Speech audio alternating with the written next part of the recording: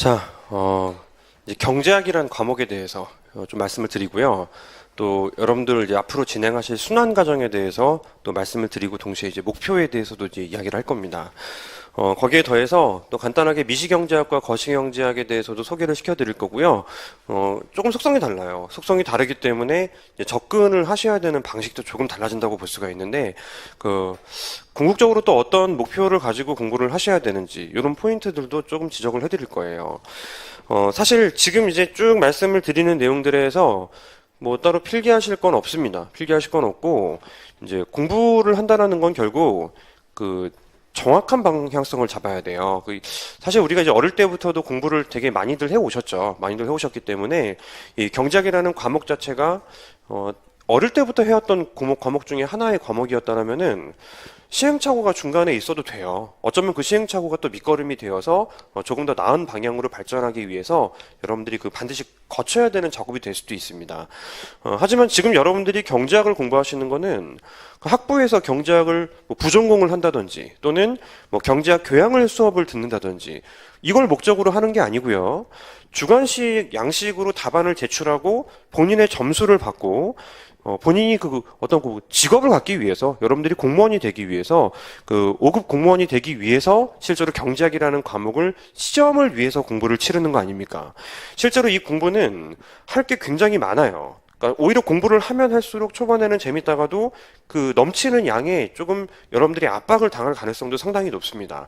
따라서 처음부터 여러분들이 찌르는 방향 자체의 방향성이 달라지게 되면은 이게 시행착오를 겪었고 밑거름이 되어서 앞으로 내가 전진할 수 있는 어떤 양식이 되는 것이 아니고, 잘못하면은 이게 4월부터 공부를 시작하는 게 원칙인데 추후에 9월, 10월이 됐는데요.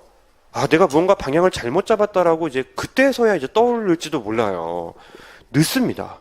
늦어요. 그러니까 처음에 어떤 방향성을 잡는지가 중요하기 때문에 오늘 제가 여러분들에게 전달드리는 취지는 그 방향성에 대해서 정확히 말씀을 드릴 것이고, 그리고 이 처음부터 여러분들 시행착오 겪으면서 공부하시고 고시하는 거 아니에요. 기본적으로, 어떤 이제 목표를 가지고 이제 내가 어떤 방식으로 공부를 해 나가야 되는지, 왜 공부를 해야 되는지 이런 부분을 좀 잡아주셔야 되고요.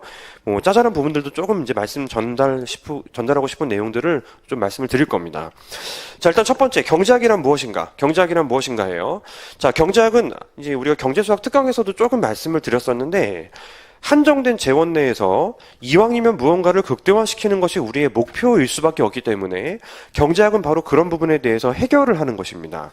경제학이라는 학문 자체는 다른 과목들과 마찬가지로 사건과 사례가 발생했을 때 실제로 이를 설명할 수 있는 논술적인 부분을 요청하는 과목이에요. 근데 일반적인 과목들은 정말 순수하게 말로 전달을 합니다. 말로 전달을 하고, 이제 법 과목은 이제 법전을 통해서 전달을 하고, 실제로 이제 논술 과목, 행정학 같은 과목들은 이제 이야기를 통해서, 스토리를 통해서 또는 어떤 학자들의 아이디어가 이제 사례로 연결되는 포인트를 찝어서 여러분들이 실제로 전달을 하게 되는데요. 경제학은 또 마찬가지예요. 이런 사례는 이렇게 해결을 해야 되겠다라고 전달을 합니다. 예를 들어서, 현재 지금 청년 실업의 문제가 굉장히 크죠? 그죠? 청년 실업의 문제가 커요. 이 청년 실업을 해결하기 위해서 어떤 조치가 필요합니까? 라는 문제가 나왔을 때 경제학 역시 마찬가지로 일자리 창출을 해야 되고 그리고 이제 청년들이 또 생계가 보장되기 위해서 지금 진행하고 있는 것처럼 청년 사업 안정 지원, 자금 지원 이런 것들이 또 필요하고 이런 것들이 좀 이야기가 나올 수 있어요. 똑같이 나옵니다만 근데 그때 전달하는 과정에서 실제로 조금 더 친밀도와 어떤 정밀성을 높이기 위해서 수식을 써요. 수식을 씁니다. 지금 현재 청년들에게 어떤 상태의 얼마만큼의 지원이 필요하게 될 것인지, 그리고 또 지금 청년들의 어떤 효용 상태를 고려했을 때 어떤 자금을 통해서 실제로 전달을 할 수가 있는 것인지, 수식을 통해서 극대화시킬 수 있는 무언가가 있는 것인지, 이런 포인트를 찾아 나가면서 실제로 말을 하는 것이고요. 또 그냥 말만 하다 보니 전달이 좀 안 되잖아요. 그런 경우에 그래프라는 방식을 통해서 직관력을 끌어올립니다. 경제학이라는 과목 자체는 이런 속성을 가지고 있어요. 어차피 사회 현상을 해결하기 위한 게 목표인데 수식을 통해서 친밀도를 끌어올리고 거기에 더해서 그래프를 통해서 직관력을 끌어올리는 과목이 바로 경제학이에요. 여러분들의 나중에 제출하시게 될 답안지 역시 마찬가지로 그 포인트를 품고 있습니다. 여러분들이 문제를 풀고 제출하는 답안지에도 문제를 해결하기 위한 여러분들의 서술이 반영이 되어 있고 그걸 뒷받침하고 지지할 수 있는 수식을 뒤에 여러분들이 따라 붙여주시고요. 거기에 더해서 그래프를 보여줄 수 있다면 그래프를 통해서 직관력을 끌어올리는 것이 바로 여러분들이 제출하셔야 될 답안지라고 볼 수가 있습니다. 자, 경제학이란 그렇기 때문에 그 어떤 현상을 설명하는데 수식을 통해 뒷받침을 받고 그래프를 통해 직관력을 끌어올리는 과목이라서 방금 전과 같은 기초수학 특강이 필요한 거예요. 이런 부분들이 실제로 이제 굉장히 광범위하게 쓰이는 과목이 바로 경제학이라고 볼 수가 있습니다. 미시경제학과 거시경제학에 대해서 말씀을 드릴게요. 미시경제학과 거시경제학. 사실 미시경제학은 그 수학적인 기초, 미분 이런 것들이 굉장히 많이 필요한 과목이에요. 미시경제학에는 크게 세 개의 주체가 있습니다. 필연적으로 소비자가 있고 이 소비자 바깥쪽에는 기업이 있어요. 기업이 제품을 만들어주면은 소비자에게 전달을 해주죠. 그죠? 근데 여기에 정부도 포함이 되어 있어요. 모든 사람들이 정보 없이 생활을 할 수 있는 것은 아닙니다. 정부 차원에서도 여러 가지 방식을 통해서 기업을 규제를 가할 수도 있고 소비자들에게 보조를 해줄 수도 있고 또 조세 같은 것들을 거둘 수가 있단 말이에요. 따라서 이 세 개의 주체들이 실제로 돌고 돌면서 본인들이 원하는 무언가를 극대화시키는 작업을 우리가 수식으로 풀어내시고 상대방의 행동과 맞닿아 있는 부분에서 균형이 달성될 거라는 논리가 기본적으로 경제학에는 반드시 반영이 됩니다. 예를 들어서 소비자들은 효용을 극대화시키는 게 항상 목표가 되는 것이고요. 기업들은 원칙적으로 항상 이윤을 극대화시킵니다. 근데 기업이 이윤을 극대화시키고 소비자는 효용을 극대화시킨다라고 전제했을 때 이 협상력이라는 것이 골고루 분산되어 있지 않은 산업도 굉장히 많단 말이에요. 예를 들어서 그 최근의 사례 중에서 그 기사와 상관없이 말씀드리는 거예요. 저의 사견과 상관없이 이제 5G 시대가 오잖아요. 그거에 대해서 정부가 지금 그 통신사들에게 어떤 압박을 하고 있습니까? 가격을 이거 이상 올리지 말라라는 압박을 가하고 있죠. 그죠? 예상컨대 기업들은 어쩌면 그 기본 요금을 25만 원 책정했을 때 이윤이 극대화될지도 몰라요.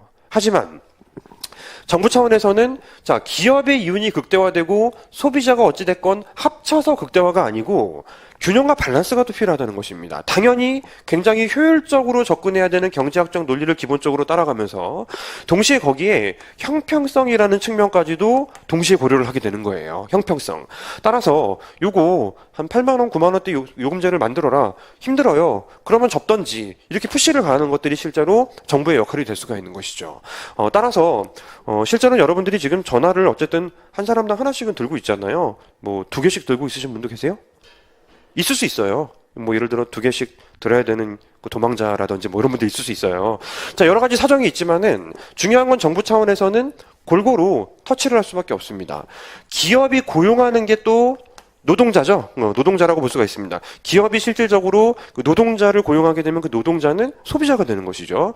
돌고 돌아요. 돌고 돕니다. 미시경제학의 초반부는 이 소비자에 대해서 굉장히 좀 강하게 우리가 수학적인 접근을 할 것이고 중반 이후부터는 기업의 맥스파이에 대해서 굉장히 좀 체계적으로 정리를 하게 될 겁니다. 그리고 중후반에는 정부가 얘네들이 막 나가니까 실제로 규제를 가해야 되는 부분에 대해서 다양한 논리를 통해서 정리를 하시게 되고 거기에 추가적인 예를 들어서 이제 많이 들어보셨겠지만 게임 이론이라는 테마가 있어요. 게임 이론. 뭐 내가 뭐 동전을 하나 던지고 뭐 앞면이 나온다면 뒷면이 나온다면 이런 논리들도 실제로 배우셔야 되는 것이고 추가적인 짜잘한 논점들을 배우시게 됩니다. 근데 맥스 파이, 맥스 이윤 나왔잖아요. 대부분의 문제들이 실제로는 계산을 하셔야 되는 문제들이 상당히 많으세요. 따라서 수학적인 요소를 상당히 품고 있지 않겠느냐라고 다시 말씀드릴 수 있는 게 바로 미시경제학입니다. 거시경제학은 정리할 것도 없어요. 거시경제학이라는 거는 그 신문 보시면은 막 GDP 나오죠? 그죠? 그리고 뭐 환율 같은 거 나오잖아요. 예를 들어 또 물가 같은 거 나오고 고용지수, 뭐 실업지수, 뭐 통화량. 우리나라 통화량 굉장히 뭐 조절하는 것도 통화당국에 의해서 달성되는 거 아닙니까?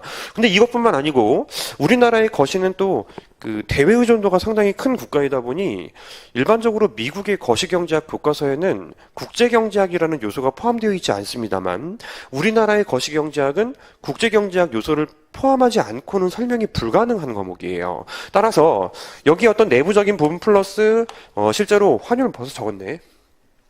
내부적인 부분에 더해서 이제 추가적으로 이제 해외로부터 파생되는 충격들이요. 해외로부터 파생되고 전달되는 충격들에 대해서도 추가적으로 우리는 따집니다. 자, 이쪽의 거시경제학은 예를 들어서 정부가 통화량을 증가시키면 실제로 물가만 오르는 게 아니에요. 통화량을 증가시키면은 상호 간의 관계를 맺어서 이자율이 떨어지는 충격이 발생할 수 있고, 이자율이 떨어지면서 투자라는 게 증가할 수가 있습니다. 기업의 투자가 증가할 수도 있고요. 그 과정에서 GDP가 증가할 수도 있고, 물가도 상승하게 되고요. 그리고 그 고용도 증가할 수 있고요. 뭐 임금도 오를 수가 있습니다. 이 다양한 메커니즘이 실제로 작동되기 때문에 신문에서 보셨던 다양한 이 관계에 대해서 공부를 하시는 쪽이 이제 거시경제학이에요. 근데 그 안에서도 예를 들어서 뭐 소비라든지 투자라든지 요 안에서 미시적인 요소가 조금씩 있어요. 그렇기 때문에 이 정도는 아니지만 여기서 이제 배우신 기초를 토대로 여기서 약간의 또 미분적인 테크닉들을 실제로 좀 점검을 하셔야 되는 경우도 있습니다. 미시는 학파 간의 논쟁이라는 게 존재하지 않습니다. 합리적인 소비자를 전제하는 과목이기 때문에. 하지만 거시경제학에는 학파가 존재해요. 어떤 학파들은 노동자들과 소비자들이 굉장히 똑똑하고 합리적이다라고 생각합니다. 따라서 예를 들어서 정부가 지금 빚을 지잖아요. 빚을 지면은 얘네들이 빚을 졌으니 내년에 조세를 더 걷겠구나, 대비하자라고 생각하는 사람도 이제 가정하는 학파가 있고, 또는 케인즈 들어보셨죠? 케인즈라는 사람은 그 1929년에 대공황 시절에 굉장히 각광을 받던 경제학자분이라서요. 그 당시에 노동자와 소비자들이 멍청하다고 생각해요. 원숭이로 봐요, 원숭이. 그래서 이분들이 지금 그 다음번에 줄 바나나를 주면은 막 좋아하면서 지금 바나나를 먹어버리고, 따라서 경제의 소비가 증가하면서 경제가 돌 수 있다라고 전제를 합니다. 방금 전에 말씀드린 합리성을 가정하는 사람은 아니 저녁에 줄 걸 왜 아침에 줬지? 라고 생각하면서 저축을 하는 거예요. 그러니까 학파 간의 논쟁도 실제로 거시경제학에는 포인트로 들어올 수가 있게 되는 것이죠. 그죠? 근데 우리가 지금 경제학 자체에 대해서 제가 전달을 했지만 실제로 그 문제를 푸는 게 우리의 목표잖아요. 그 수학 공부하셨을 때 여러분들 문제 많이 풀어보셨죠? 어찌되건 풀어보셔야지만 시험장에서 숫자가 달라졌을 때 내가 풀었던 문제라고 생각하고 풀 수 있을 거 아니에요. 미시경제학은 문제풀이를 많이 하셔야 됩니다. 문제풀이를 많이 하시면서 풀어봤던 문제 유형을 하나씩 여러분들이 만들어 나가고 정리도 하시면서 시험장에서 비슷한 유형의 문제를 만나시게 되는 거예요. 그래서 문제를 많이 푸는 거예요. 어릴 때 수학 공부를 하는 그 이유와 똑같은 이유로 여러분들이 문제를 많이 푸셔야 됩니다. 거시경제학도 문제를 많이 풀어보셔야 돼요. 거시경제학이 문제를 많이 풀어보셔야 되는 이유는 수학 공부하고 달라요. 수학 공부와 달리 어쩌면 여러분들이 실제로 이론적인 측면을 공부를 해 나가시는 게 순환에 대해서도 말씀을 드릴 건데, 1순환까지 보통 이제 반복해서 연습을 하시게 되고요. 그 다음부터 이제 문제를 풀어 나가셔야 되는데 큰 벽을 만나시게 됩니다. 그 벽이 실제로 내가 배운 건 그러면 이 문제에서 언제 어떻게 써야 할지를 여러분들이 테크닉을 배우셔야 돼요. 그 과정을 배우신 다음에는 그걸 소화하시기 위해서 문제를 많이 푸시게 됩니다. 두 과목 모두 문제 풀이가 기본적으로 공부의 방향성이라고 볼 수가 있는데, 모르면 문제 못 풀어요. 그러니까 이론 정리를 예비순환이라는 단계와 또 이제 7월, 8월쯤에 진행이 되는 1순환이라는 단계를 거쳐서 여러분들이 무언가 물어봤을 때 쓸 수 있는 상태로 만들어 주시고, 그 다음부터 이제 문제를 풀 때에는 이제 손놀림을 할 수 있는 작업을 그 다음에 진행을 하시면 되는 거예요. 됐죠? 그죠? 너무 남들이 빨리 시작한다고 해서 내가 빨리 시작하게 되면은 죽도 밥도 되질 않습니다. 예를 들어서 이 어린이들이 지금 스포츠를 하시는 분들이 많으시잖아요. 뭐 그분들이 만약에 뭐 기초적인 야구선수라고 쳐요. 뭐 공을 던지고 배팅 한 두어 번 해보고 대회에 나가면서 내가 실력을 키우겠다. 되질 않습니다. 절대 일정 수준 이상으로 올라갈 수가 없어요. 이쪽 과목도 마찬가지입니다. 뭐 전 과목이 마찬가지예요. 기본을 확실히 여러분들이 다 잡아주시고, 그 다음에 조금 늦더라도 문제를 푸셨을 때 그 문제풀이가 여러분들 것이 되는 것이지, 내가 그냥 어려운 뭐 교수님 교과서 문제풀이집 딱 꺼내놓고 예비순환 끝나고 나 이걸로 바로 레벨업 해야지, 되게 어렵고요. 시간이 많이 걸리고 비효율적이면서 실제로 방향도 틀어져 버리게 됩니다. 미시경제학과 거시경제학은 이런 과목이고요. 문제풀이가 이제 포인트가 되는 과목이에요. 자, 세 번째, 5급 공채 시험 준비하시는 분들과 국립외교원을 준비하시는 분들이 지금 앉아 계실 거라고 생각합니다. 물론 다양한 직렬이 있지만 5급 공채의 대표적인 직렬이 일반행정직렬과 재경직렬이죠. 그죠? 자, 재경직렬에는 그 경제학과 포함된 과목이 2과목 또는 선택 여부에 따라서 3과목이 될 수가 있습니다. 나머지가 2과목밖에 되질 않기 때문에 실제로 많이 선택하신 분들은 경제학을 파생시키는 과목이 이제 재정학이라는 과목이 있고요. 경제학에서 또 응용시킨 과목이 국제경제학이 있어요. 이건 이제 3과목을 돌리다 보면은 계속 그 3과목만 1년 내내 반복을 하시다 보니 실제로 실력이 빨리 오르세요. 시험장에서 당락을 결정짓는 거는 경제학이 아닙니다. 이분들은 경제학이 방어 과목이에요. 반드시 잘 맞아야 되는 과목이에요. 근데 5급 공채 직렬에서 일반 행정 직렬 또는 기타 등등 경제학만 다른 과목과 달리 논술 과목과 함께 하셔야 되는 분들과 또 국립외교원 분들 할 게 굉장히 많습니다. 이런 분들에게 경제학이라는 과목은 산술적인 비중으로는 5급 공채에서는 2차 기준 5분의 1이죠. 그죠? 그리고 이제 국립외교원 분들에게 산술적으로는 3분의 1이라고 말할 수가 있지만 실제로 합격에 관여하는 비율은 무조건 50% 이상입니다. 경제학이 실질적으로 왠지 나는 잘할 수 있을 것 같아. 하지만 의외로 많은 분들이 그 어릴 때 수학을 내가 왠지 잘할 수 있을 것 같다라는 생각을 하시면서 잘 안 되는 경우가 좀 많잖아요. 이제 좀 고개를 좀 끄덕거리시네. 자, 그런 분들이 좀 많은 분들이 또 경제학을 하시면서 1년 내내 쭉 경제학만 하는 게 아니고요. 다른 과목을 중간중간에 집어 넣으면서 또 1차도 또 준비를 하셔야 되고 또 이제 자격증도 따셔야 되고요. 그러다 보면 실제로 경제학을 중간중간에 공부하지 않고는 다른 걸 다 버리는 것과 마찬가지이기 때문에 이건 전략적이지 않아요. 그러다 보니 아무래도 예비수나 한 달 동안 공부하시면서 여러분들이 머릿속에 쏙 집어넣으신 분은 여기 한 3개월 정도 다른 과목과 다른 어떤 그 자격증 같은 걸 공부하시다 보면은 잊어버릴 가능성이 조금 생겨요. 그리고 또 1순환에 들어오고 또 1순환 그 경제학 과목을 공부하시고 조금 더 기억은 나겠죠. 조금 더 소화율은 높아지겠죠. 그리고 또 이제 다른 과목들에 매몰되는 과정에서 재경직렬과 달리 다른 직렬에서는 실제로 경제학이 사실 뭐 쉽지는 않습니다. 그러니까 결코 쉽게 해결되는 과목은 아니란 말이에요. 그러다 보니 실제로 합격권을 기준으로 100점 만점에서 90점을 받으면 대박이고요. 진짜 대박이고요. 100점 만점에서 실질적으로는 한 80점 정도만 돼도 경제학이 상당히 상위권이 돼요. 바꿔 말하면은 경제학을 잘하시는 분들이 합격할 때 80점을 이제 받으시고 더 뛰어나신 분들이 85점 정도를 받으시고요. 시험에 따라서는 90점대도 있어요. 실제로 일반 행정이나 국립외교원에 있습니다. 근데 반대로 생각해 보면은 합격생들의 어떤 점수들을 쭉 나열을 해보면은 논술 과목이 일정 레벨 이상 올라오게 되면은 거기서는 합격생들끼리 점수가 차이가 많이 나봐야 대체적으로 한 10점 정도가 차이가 나요. 근데 경제학에서는 30점 차이가 납니다. 합격생 기준으로도. 불합격하신 분이 아니고 합격생 기준으로 30점 차이가 나는 과목이 실제로 엄청난 어떤 그 메리트가 있는 과목이 되는 거예요. 여러분들의 목표는 뭡니까? 여러분들의 목표는 당연히 시험을 준비하는 이상은 합격이죠. 그죠? 혹시 그 수석 합격이 목표예요? 수석 합격하시면 되게 창피해요. 사진 찍어서 기사에 올려야 되고 막 동네방네 다 소문나고 조금 창피해요. 차석 정도? 차석은 뭐 그럴 일이 없기 때문에 사진비도 안 들고 괜찮아요. 목표를 차석이라고 합시다. 차석이라고 할 때 필연적으로 여러분들이 그래 차석을 내년에 붙었어요. 열심히 해서 1년 만에 붙었어요. 근데 차석이 아니야. 전체 이제 한 100명 뽑았을 때 한 30등 됐어. 그럼 반납하실 겁니까? 반납하실 거예요? 말이 안 되죠. 그죠? 여러분들의 목표는 사실은 차석이라는 어떤 그 큰 목표를 가지고 열심히 이제 여러분들이 열의를 이제 공부에 쏟아 부으시면서 실질적으로는 빨리 합격하시는 거예요. 최대한 빨리 합격하시는 것이 목표 아닙니까? 경제학이 탄탄하게 충분히 따라잡을 수 있다라면은 경제학은 여러분들을 빠른 합격으로 인도해 줄 수 있는 과목이 됩니다. 논술 과목이 어느 정도 레벨 올라가게 되면은 그 이상 그 벽을 뛰어넘는 데는 공부한 시간의 2배가 들어요.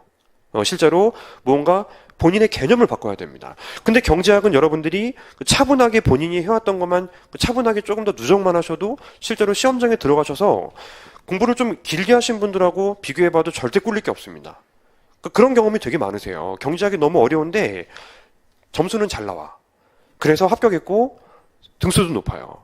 일단 기본적으로 경제학이라는 과목 자체는 그렇기 때문에 5급 공채에서 재경직렬을 제외한 나머지 분들에게는 전략 과목이 돼야 됩니다. 근데 경제학이 어려울 수 있어요. 국립외교원 분들에게도 전략 과목이 되어야 합니다. 잘 안 될 거예요. 근데 전략 과목이라는 것은 나도 잘하고 남들도 잘하는 과목이 전략 과목이 아니에요. 그거 10점 차이 납니다. 남들도 못하고 나도 힘든 과목이 전략 과목이 되어야 해요. 거기서는 30점 차이가 납니다. 1차는 통과하면 돼요. 하지만 2차는 더 잘 봐야 돼요. 시험 점수가 높아야 됩니다. 그래야지만 실제로 빠른 속도로 붙을 수 있고 다른 과목이 어느 정도 선방했을 때 굉장히 좋은 점수로 붙을 수가 있어요. 따라서 이 경제학이라는 과목 자체가 여러분들이 공부하시는 과정에서 분명히 어려움을 줄 겁니다. 조금 재밌을 수 있겠다라는 생각을 지금 하실지 몰라도 막상 시작하면은 보통 한 3일차에 굉장한 어려움이 하나 생기고 슬슬 풀리다가 이제 한 10일차에 또 이제 굉장히 또 괴로워지고요. 거시경제학 시작되면은 조금 정신이 없어져요. 그러니까 실제로 여러분들이 공부를 하시면서 의지를 끝까지 좀 지속성을 가지셔야 되는 과목인 동시에 전략 과목이 되어야 하는 것이죠. 무슨 말인지 알겠죠? 따라서 세 번째 말씀드린 이 경제학이라는 과목이 2차 과목에서 차지하는 비중에 대해서 말씀을 드린 것인데 낮지 않습니다. 단순하게 과목 수로 나눈 비중이 아니고 합격을 위해서라면 실제로 50% 이상이에요. 이거는 그 어떤 과목의 선생님도 똑같이 인지하십니다. 이 과목이 중요하지만 실제로 경제학이 안 된 상태에서는 합격이 어렵다라고 다 인지하세요. 그런 사례가 있습니다. 경제학 점수가 불합격할 점수예요. 그런데 다른 논술 과목과 법 과목이 너무 점수가 좋아서 합격하셨습니다. 등수는 별로 좋지 않고요. 다른 과목은 경이로울 정도로 높아요. 그런 급의 합격의 가능성은 실질적으로 본인에게 초시 때는 발생하지 않습니다. 따라서 이 경제학을 얼마만큼 잘 뛰어넘는지 여부에 따라서 정말 1년 컷도 찍을 수 있는 게 이 고시라고 보시면 돼요. 네 번째, 자, 순환에 대해서 말씀을 드리도록 하겠습니다. 궁금하실 거예요. 이 순환이라는 것이 예비순환의 1순환, 2순환, 3순환 또는 이제 학원에 따라서는 4순환을 이제 진행을 하는데 저는 이제 4순환은 이제 잘 진행을 하지 않습니다. 일단 기본적으로 제 이제 신념에 맞지 않기 때문에 그렇고요. 자, 예비순환이라는 단계는 당연히 그 과목 자체에 대해서 여러분들이 소개를 받는 시간이에요. 예비순환은 과목 자체에 대해서 여러분들이 교과서를 한번 읽어주는 시간입니다. 근데 예비 1, 2 그런 거 없어요. 순서대로 그냥 여러분들이 공부하는 스텝을 선생님별로 과목별로 나름대로 기준을 잡아주시고 그 커리큘럼대로 그냥 어떤 이 과정을 짜는 것이라고 보셔야지 뭐 예비순환은 뭐 공부하기 예비 단계이고 뭐 그런 거 아니에요. 자, 예비순환은 교과서를 읽습니다. 교과서를 읽는 게 굉장히 어려운 작업이에요. 수업을 듣지 않고 혼자 읽으시게 되면은 실질적으로 한 번 읽어내는데 굉장한 시간이 많이 걸릴 동시에 끝날 때쯤에는 기억이 하나도 남지 않습니다. 어떤 부분이 중요하고 어떤 부분이 또 중요하지 않은지도 모르게 되고요. 실제로는 혼자 공부했을 때 1시간이 걸릴 거를 제 수업을 통해서 5분이면 끝날 부분도 있어요. 그런 부분들을 건드려주면서 빠른 속도로 교과서 1회독을 하시게 됩니다. 교과서를 보시는 거예요. 교수님 교과서를 보시는 것이지 수험서를 보시는 작업이 아닙니다. 그래서 예비순환에는 미시교과서와 거시교과서를 한번 쭉 1회독 하시면서 여러분들이 경제학이란 이런 이론들을 품고 있는 과목이구나라고 이제 기억을 하시게 돼요. 그리고 7월 정도가 되면은 1순환이 되는데요. 여기서는 이제 제 요약서를 봅니다. 왜냐하면 어떤 내용이 교과서에는 3페이지가 엄청 빽빽하게 적혀 있는데 같은 내용이 출제가 된다면 여러분들은 그거를 반 페이지에 요약해서 적어야 돼요. 따라서 광범위한 내용을 공부하신 게 요약서로는 어떻게 전달이 되는지를 반드시 한번 거치셔야 되는데 1순환은 바로 그 요약서를 정리하는 이론 과목이라고 이론 강의라고 보시면 되겠습니다.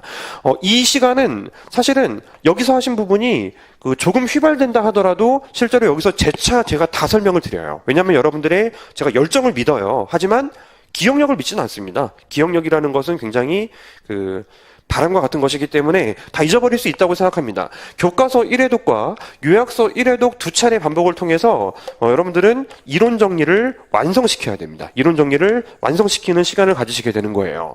이게 끝나면은 대략적으로 이제 8월 초 정도가 돼요. 경제학 기준으로 여러분들이 8월 초가 되면은 다른 과목들도 이제 1순환이라는 작업이 진행이 되겠죠.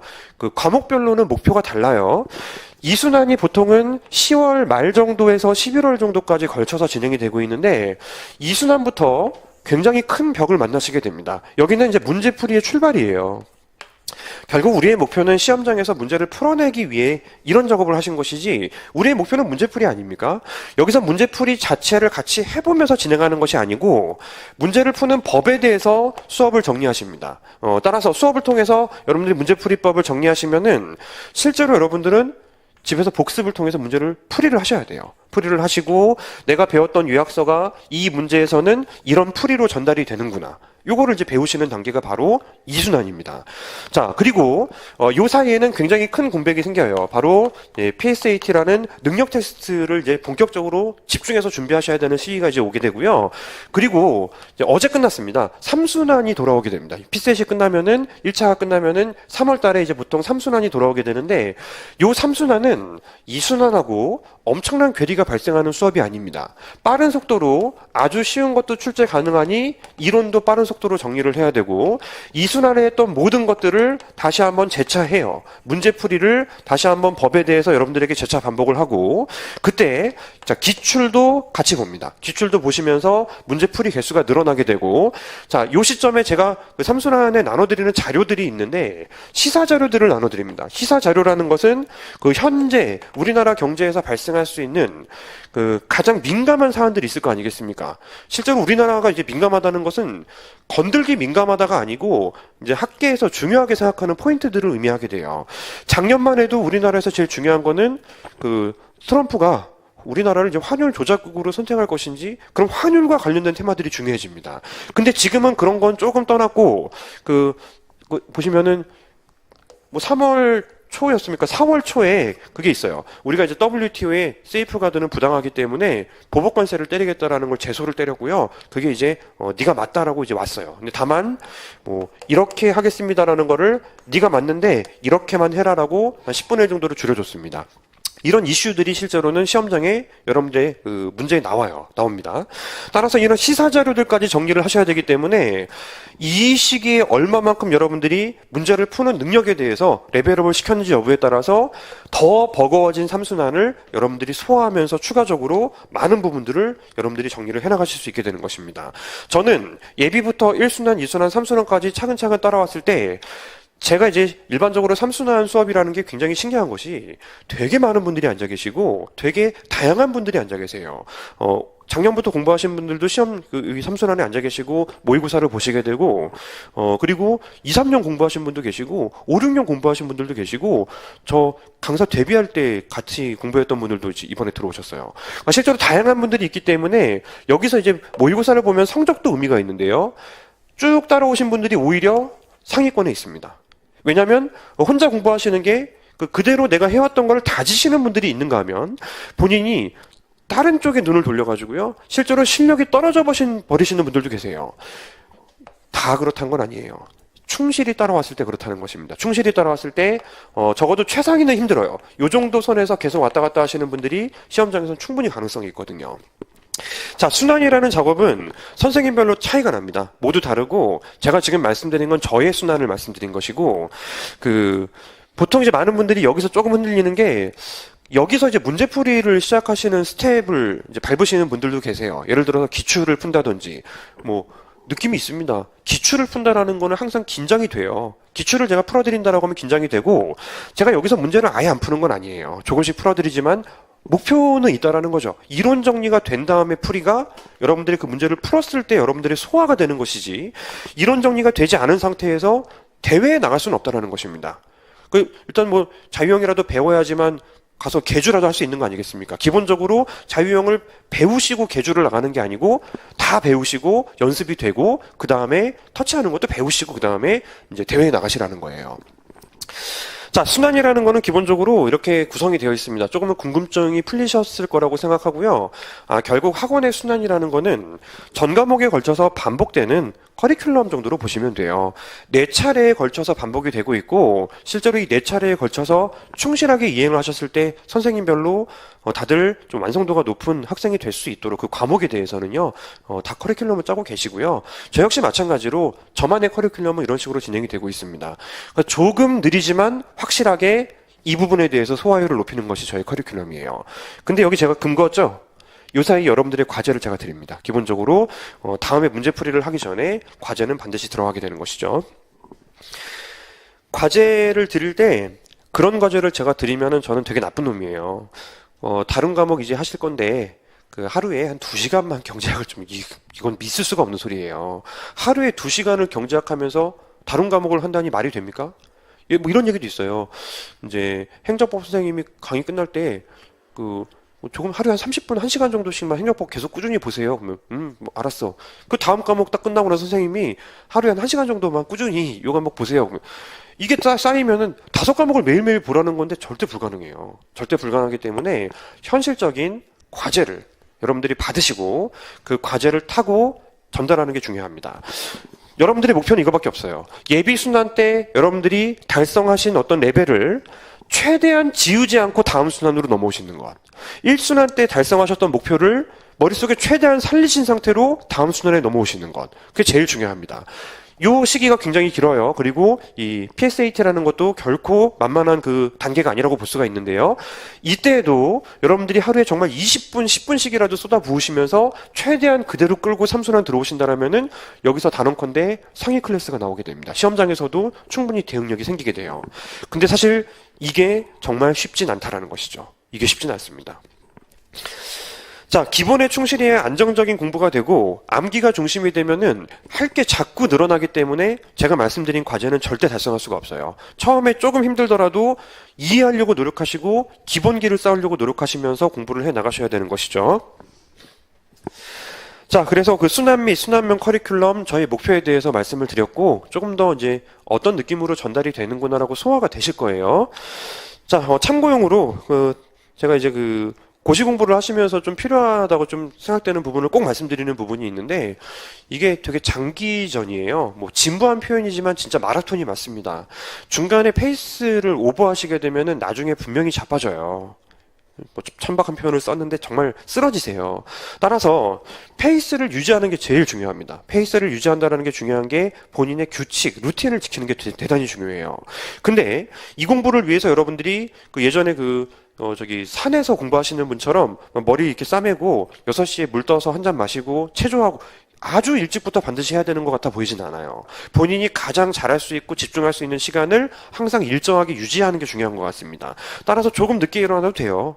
늦게 일어나도 되고 나중에 시험 닥치시면은 약간 본인의 어떤 이 바이오 리듬을 조금 조절하면 그만인 것이고 내가 제일 집중 있게 하루를 쓸 수 있는 나의 스케줄을 여러분들이 결정을 내리시고 빨리 판단을 내리셔서 그대로 쭉 전진하시는 것이 제일 중요합니다. 예를 들면 이제 어떤 합격생분은 아침에 10시쯤 일어나시고 새벽에 3시, 4시까지 공부하셨어요. 이런 분들도 계세요. 물론 시험이 닥쳤을 때 좀 힘들었다고는 합니다. 갑자기 또 아침에 일어나려니 좀 힘들어서 새벽에 공부하던 거를 그냥 이제 아침까지 공부를 하시고 뭐 이런 경우도 있었어요. 제일 좋은 건 사실 다른 분들이 조금 이제 일찍 일어나신다면 본인도 그 정도 시간에 일어나는 게 좋은데 나는 도무지 그게 힘들어서 스트레스라면은 공부는 그런 추가적인 스트레스를 만들면서 이제 달기를 하시는 게 아니에요. 본인이 가장 이제 수월하게 생각할 수 있는 어떤 페이스를 조절하셔야 되고 또 이제 아까 말씀드린 대로 이제 쭉 장기적인 레이스이기 때문에 이제 관리를 좀 하셔야 돼요. 근데 그를 위해서 사실 체력 관리를 위해서 뭐가 됐건 운동 하나 정도는 조금씩 하세요. 근데 여기서 제가 여러분들에게 운동을 하라는 것이 어디 뭐 복싱 학원을 다니라든지 뭐 이런 것이 아니고요. 진짜 나중에 힘든 타이밍이 옵니다. 정말 할 게 많아서 너무 체력적으로 힘든 타이밍이 오는데 그때 여러분들이 갑자기 내가 체력이 떨어졌기 때문에 새롭게 운동을 할 수는 없고요. 하셨던 운동이 하나 정도는 있었으면 좋겠습니다. 그게 헬스가 됐건 뭐 요가가 됐건 계단 오르고 내리고 뭐 이런 단순한 것이 됐건 숨쉬기 운동을 제외한 어떤 거라도 여러분들이 하나 정도만 좀 가지고 계신다면은 괜찮아요. 뭐 일주일에 한 번 정도 뭐 배드민턴을 치시건 뭐 어떤 것든 하나 정도는 좀 가지고 계신 게 좋습니다. 식사도 그렇고요. 스터디에 대해서도 관심을 많이 가지실 거예요. 신림동에 특히 이제 스터디가 좀 많이 진행이 되는데 스터디를 하시는 목표는 첫 번째 강제력이에요. 내가 혼자서는 안 시키면은 안 하기 때문에 스터디를 진행하면서 창피하기 때문에 진행을 하고 공부도 한다. 두 번째는 무언가 서로 이제 새로운 지식을 좀 얻게 되는 걸 목표로 많이 잡는 경우가 많은데 저는 개인적으로는 두 번째 목표로는 스터디를 안 하셨으면 좋겠습니다. 실제로 제가 카페가 있어요. 커피를 제공하는 카페가 아니고 다운 카페가 있어요. 죄송합니다. 좀 분위기가 좀 너무 어두운 것 같아가지고. 자, 다운 카페가 있는데 이 다운 카페 주소가 이와 같습니다. 다운 카페에 이제 이코노믹스 마인드 다운 카페 이코노믹스 마인드인데 뭐 보시는 것처럼 조금 이상해지긴 했어. 에코마인드가 돼가지고 뭔가 환경단체 같은 느낌이 들긴 드는데요. 거시경제학, 미시경제학, 질문, 국경, 재정학 다들 지금 치열하게 질문하시면서 공부를 하시는 카페입니다.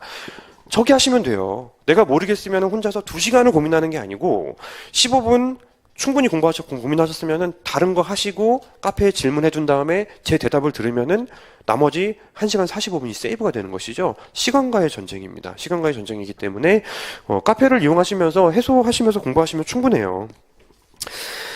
자, 그래서 제가 이제 여러분들에게 전달을 해드리겠다고 말씀을 드렸던 부분들은 대부분 다 전달을 했습니다. 이제 종합반에 대해서 간단하게 좀 전달을 해주실 건데 그 부분에 대해서 조금 드리고 싶은 부분이 뭐냐면은 사실 종합반이라는 게 예비순환부터 삼순환까지 충실하게 따라오는 분들에게 뭔가 좀 혜택을 드리는 거거든요. 네, 그 중에서 제가 이번에 포커스를 맞춘 쪽은 실제로 혼자서 스스로 판단해서 진행하기가 상당히 어려운 부분이 바로 이 포인트예요. 그러니까 하루에 얼마만큼 시간을 쏟아야 되고 또 어떤 부분까지 내가 해내야 되는지 되게 애매한 부분이 바로 이 부분인데 2가지로 제안을 해놨습니다. 일단은 미시경제학이 제일 중요해요. 기초가 되기 때문에 미시 문제풀이 강의가 진행이 될 겁니다. 근데 매일매일 진행되는 루틴한 강의가 아니고요. 일주일에 2번 정도 진행되는 강의가 될 거예요. 따라서 과제를 받고 얼만큼 공부하고 여러분들이 이제 조금씩 복습을 한다라는 취지에서 이 정도 강의를 활용하시는 게 첫 번째고 요 시기도 실제로 굉장히 좀 중요합니다. 이 2개의 시기에서 보통 관리가 필요하고요. 여기 넘어서면 혼자 하시면 돼요. 이 뒤에 있는 관리를 기대하실 필요는 없고요. 요 앞쪽에 아직 경제학에 대해서 내가 공부 방향성이 배웠지만 어떻게 이제 달려야 되는지에 대해 심란할 그 타이밍이 올 거 아니겠습니까? 그 타이밍에 제가 도움을 드릴 수 있는 커리큘럼을 조금 담아놨으니까요. 고려하셔가지고 한번 들어보시면 좋을 것 같습니다.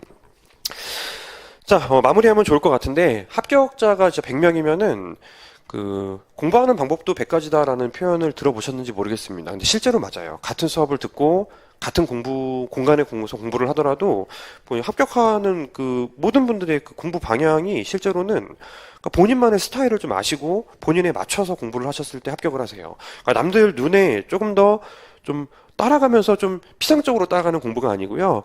본인에 맞춰서 공부하시는 겁니다. 아까 말씀드린 대로 특히 5급 공채분들과 국립외교원분들의 경제학은 전략 과목이라는 거 절대 잊지 마세요. 나중에 미룰 과목이 아니고 전략 과목입니다. 힘들어도 하면 충분히 열리는 과목이에요. 국립외교원 경제학 너무 힘드신 분 계셨어요. 그래서 저 찾아오셨어요. 찾아오시고 같이 공부하고 안 됐어요. 안 되시고 금융공기업의 경제학으로 좋은 점수로 들어가셨습니다. 실제로 얼마든지 여러분들의 루트는 생길 수가 있고 어떻게 공부를 하는지 여부에 따라서 실제로 이 경제학이라는 과목이 여러분들의 고시 생활에 나름대로 의미가 됩니다. 내가 경제학을 생각보다 재밌게 진행을 할 수 있다면은 다른 과목도 되게 열심히 하고 싶은 욕구가 생겨요. 왜냐하면 아무리 생각해봐도 내가 이 총점으로 경제학에서 최소 20점은 먹고 들어갈 것 같아요. 다른 거 진짜 열심히 하고 싶어요. 1점이라도 2점이라도 더 올리고 싶어집니다. 자, 긴 시간 동안에 제가 전달하고 싶은 부분들은 다 말씀을 드렸고 전달이 되었을 거라고 생각합니다. 공부에 왕도가 없어요. 왕도가 없고 여러분들의 본인의 능력과 본인의 실력을 판단하고 가장 바람직한 방향으로 공부를 하시는 것이 가장 중요하다고 생각됩니다. 전달시키고 싶은 이야기는 다 전달을 했습니다. 혹시 질문하실 부분이 있으면은 제가 질의응답도 해드린다고 말씀드렸기 때문에 질문하실 부분 있으면은 질문하셔도 괜찮아요. 질문하세요.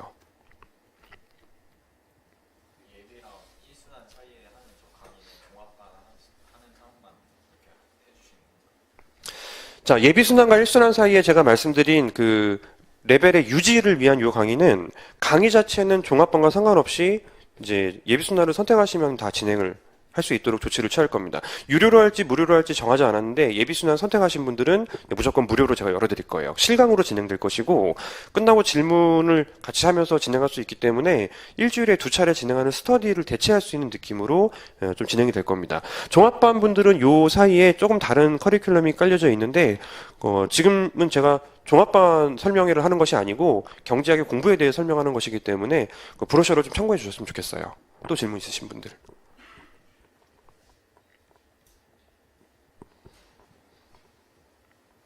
이게 사실 보통 이런 분위기에서는 궁금한 게 있어요, 그죠? 근데 좀 창피해. 예. 개별적으로 저에게 질문거리가 있으신 분들은 요거 이제 팀장님 말씀 끝나시고 저한테 와주시면은 제가 답 드리도록 하겠습니다. 예. 여기서 마치도록 할게요. 수고하셨습니다.